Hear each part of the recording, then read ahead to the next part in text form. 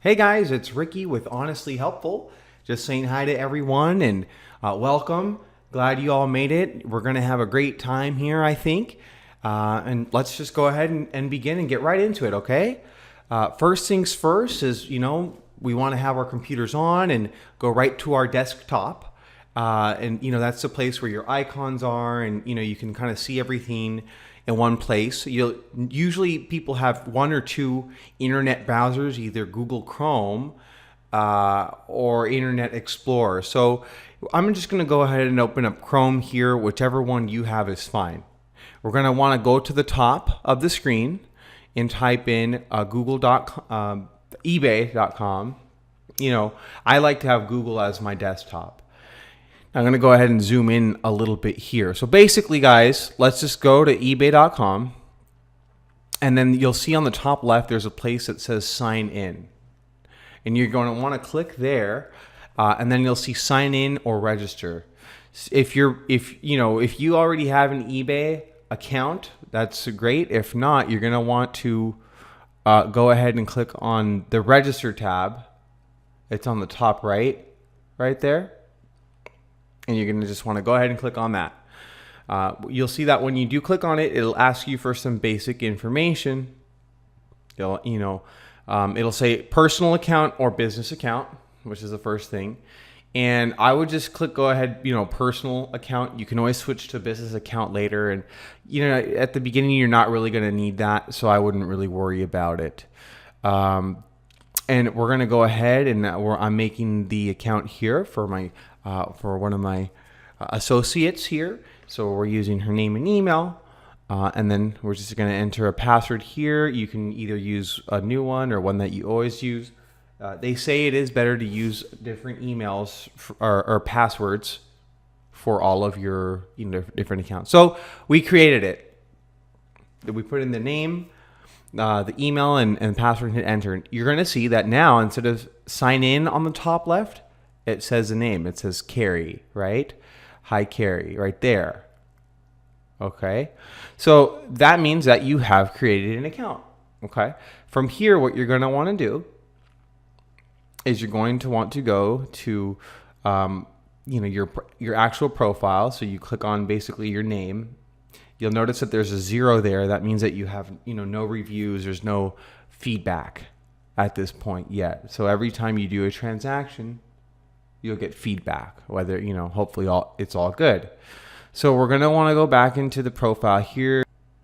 So click back on the top left. There's a silhouette. You saw that? You click on that like silhouette of a person. And let's go ahead and kind of fill out the profile because it's so bland right now, right? I mean, it automatically kind of picks a name for you. And, you want your page to look amazing, be a reflection of you. And so that's why what we're going to do right now is you're going to click edit profile, and on the silhouette on the top right, you'll see like a little pencil. And so now that opens up your kind of computer or whatever. And now you can actually pick out a picture to put as your kind of profile picture, I guess. So I went ahead and just selected any old picture here. That's a picture of me. This is Carrie's eBay. I forgot. So let me find a good picture for her to put right there. We'll just find something cute or simple. Figure it out here. Let's see. I know there's so many pictures. You probably have a whole bunch too, right? Oh, that's cute. You saw that one? Let's do this one right here. I like this one. That's so cute. A nice little dove. All right. So we put in the dove, and then I clicked edit again, and then there's this space on the right where it allows you to type in a description, kind of your mission statement. So, I like to type in a nice, kind of friendly thing. My number one mission is to ensure that, let's see here, every transaction is smooth and pain-free.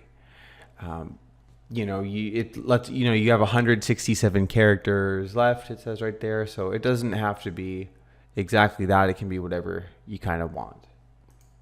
And please contact me if there are any questions or concerns. So we can solve. Let's see, so we can fix it right away. You know, it's really important to have good communication because, you know, if there's an unhappy buyer or seller or whatever, and if someone leaves you like a bad review, it can take a while to fix that. You know, you can't remove a bad review or a bad rating or whatever. So you want to make sure to kind of keep everyone happy. Now, go to the top left and you'll see account settings. Click on that. Account settings. And if you ever need to go back, you know, you just pause the video and you can easily go back. You want to click on the first thing that pops up. It's called personal information. Sorry if I go too fast for some of you guys, but I know that others already have an eBay account, so you can always just click back if you need to see. And then what you can do is it's going to ask for your username or your password, and then you can put in a new username. Now keep in mind, you can only change your username once every 30 days. So you want to make sure to pick something nice. Let me see here. You can use underscores if you can't use any like hyphens or anything like that. So I usually like to keep it something short and simple. Carrie, I don't know. I want to, you know, I like to pick something that kind of stands out. Let's see what I can kind of come up with here. I've got it. Okay. Cute, crafty Carrie. I think that is just an awesome name. So then you click the little button there and we're all set. If you check on the top left, it should be different now. Let us go back now, guys, to the same place where we were, the account settings, because there's some other things, you know, we got to do a little bit more work there to get it all taken care of. Now, we're going to click back on the first one, personal information. And we're going to go to the bottom of the page. Now, do look at everything. Make sure everything looks okay. There are other things you can change here, like a telephone pin or secret questions or whatever. But let's go to the most important thing. You absolutely, for the most part, need to have a PayPal. I know people that don't have a PayPal, but, you know, look, I'm honestly trying to help you guys. This is honestly helpful, and believe you me, when I say that, your life will be a lot easier if you have a PayPal. I have found that it is super safe to have. And we're going to go ahead and end this lesson a bit early because the next lesson is going to be all about PayPal, and I want to make sure that we focus on that properly. Okay, guys, see you there.